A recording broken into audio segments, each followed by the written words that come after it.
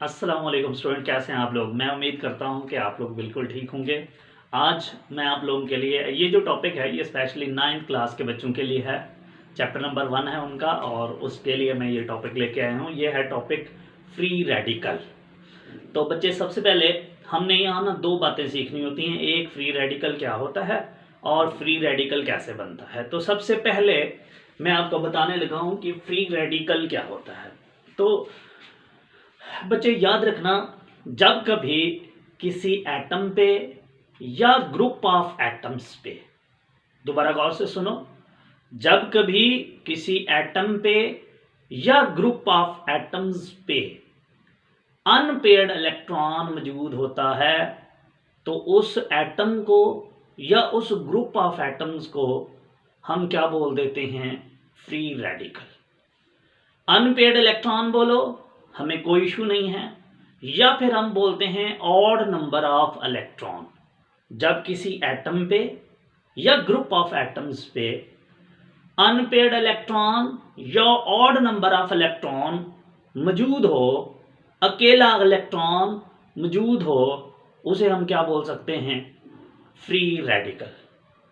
Means अगर आप इसको इंग्लिश में डिफाइन करना चाहो तो हम कहते हैं जी के when the atom or group of atoms having unpaired electron और ऑड नंबर ऑफ इलेक्ट्रॉन, बच्चे, इज कॉल्ड फ्री रेडिकल।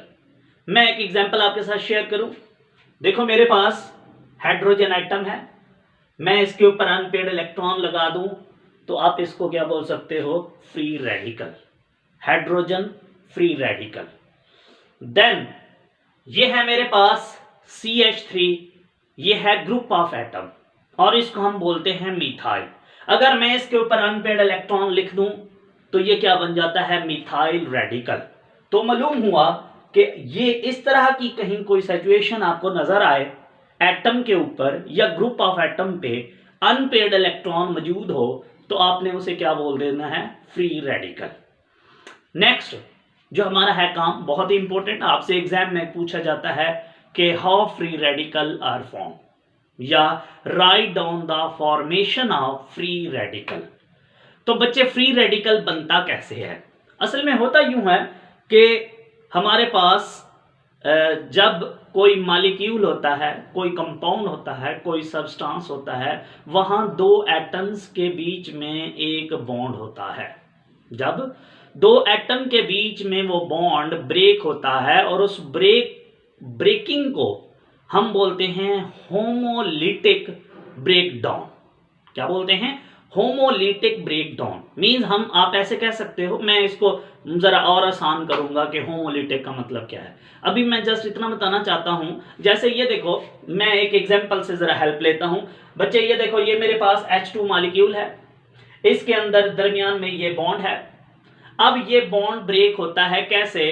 अगर यहां इसने लाइट को ऑब्जॉर्व किया या फिर हीट एनर्जी मौजूद हुई। तो याद रखना, फ्री रेडिकल की फॉर्मेशन के लिए लाइट का या हीट एनर्जी का होना क्या है? बेहद जरूरी। इनकी एब्सेंस पे आप फ्री रेडिकल की फॉर्मेशन नहीं कर सकते। तो बच्चे, क्या होता है, जब ये मॉलिक्यूल H2 इस लाइट को या इस हीट एनर्जी को अब्सॉर्ब करता है तो ये यहां से क्या हो जाता है? Break down. जैसे ही ब्रेक डाउन होता है बच्चे, ये जो बॉन्ड होता है ये दो इलेक्ट्रॉन से मिलकर बना होता है। इसमें एक इलेक्ट्रॉन इस एटम का है और एक इलेक्ट्रॉन इस एटम का है। अब क्या होता है, जैसे ही ये बॉन्ड ब्रेक होता है, ये एक इलेक्ट्रॉन इसके पास चला जाता है, एक इलेक्ट्रॉन इसके पास चला जाता है। इस तरीके से आपके पास कुछ ऐसी चीजें बन जाती हैं। मींस दो हाइड्रोजन और उनके ऊपर क्या है? एक एक अनपेयर्ड इलेक्ट्रॉन, और इस तरीके से ये क्या बन चुके हैं? Hydrogen free radical. तो बच्चे याद रखना, यहां इसका मतलब ये हुआ कि जब हमारे पास दो एटम के बीच में बॉन्ड ब्रेक होता है, और बच्चे इस बॉन्ड को, ब्रेकिंग को हम बोलते हैं होमोलिटिक ब्रेकडाउन। इस होमोलिटिक ब्रेकडाउन का मतलब क्या है? होमो का ना मतलब होता है सेम।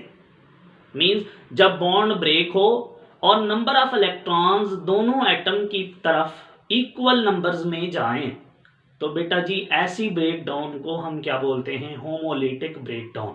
जैसे ये देखो, जब ये बॉन्ड टूटा तो ये दोनों इलेक्ट्रॉन एक एटम की तरफ नहीं गए, मींस इन ना तो अकेले इसकी तरफ चले गए हैं ना ही इसकी तरफ, बल्कि जब ये बॉन्ड टूटा है तो ये जो दो इलेक्ट्रॉन्स थे ये इक्वल अमाउंट में दोनों एटम्स की तरफ क्या हुए हैं, डिस्ट्रीब्यूट। ऐसी ब्रेकडाउन को हम क्या बोलते हैं, होमोलिटिक ब्रेकडाउन।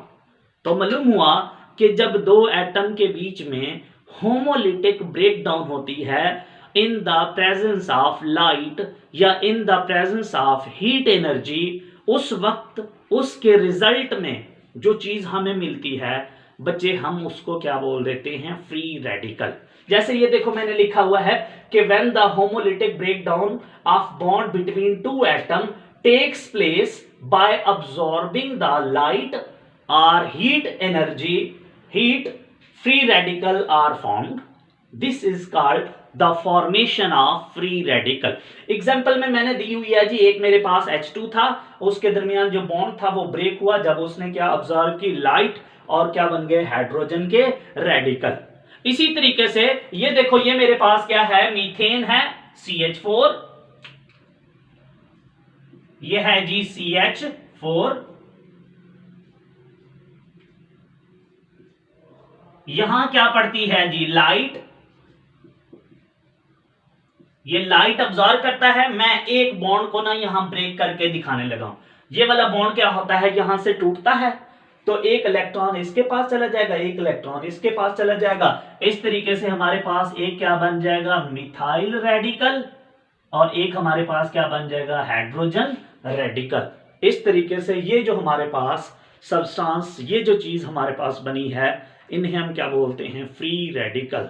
मींस दो, सिंपल सी बात है बच्चे, दो एटम के दरमियान जो बॉन्ड होगा जब वो ब्रेक होगा तो वो जो दो इलेक्ट्रॉन हैं दोनों इक्वल अमाउंट के अंदर दोनों साइडों पे दोनों एटम की तरफ क्या होंगे, एक एक इलेक्ट्रॉन एक इधर एक साइड वाले एटम की तरफ चला जाएगा, और इस तरीके से उनके ऊपर एटम पे या उन ग्रुप ऑफ एटम्स पे क्या चार्ज आ जाएगा, सॉरी क्या आ जाएगा, एक अनपेड इलेक्ट्रॉन, और वो जो चीज बनेगी उसे हम क्या बोलते हैं, फ्री रेडिकल। एक बात याद रखना, free radical are very reactive species, ये बहुत ज्यादा क्या होते हैं, रिएक्टिव।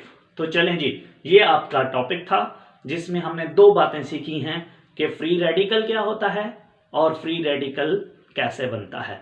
उम्मीद करता हूं कि आपको इसकी समझ आई होगी।